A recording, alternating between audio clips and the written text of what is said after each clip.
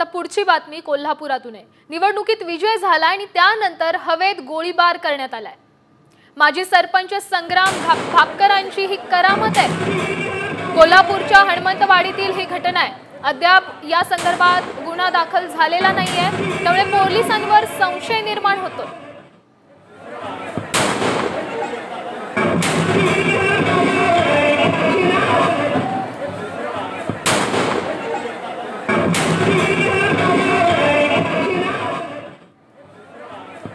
या संदर्भात अधिकची माहिती देण्यासाठी आपले प्रतिनिधी रणजित माजगावकर आपल्या सोबत जोडले गेलेत।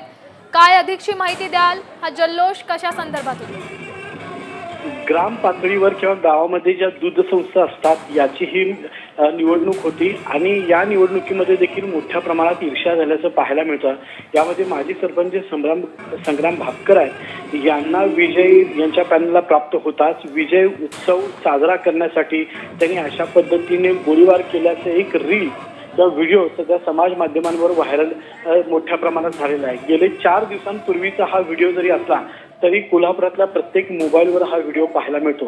पण अशा पद्धतीने बंदुकीने फायरिंग केली असली तरी पोलिसांनी अद्याप कुठलीही कारवाई न केल्यामुळे सध्या नाराजी व्यक्त होतीये। त्यामुळे पोलिसांनी यामध्ये त्वरित लक्ष घालावं अशी मागणी देखील या निमित्तानं पुढे येत आहे। धन्यवाद रणजित, दिलेल्या या सविस्तर माहितीसाठी।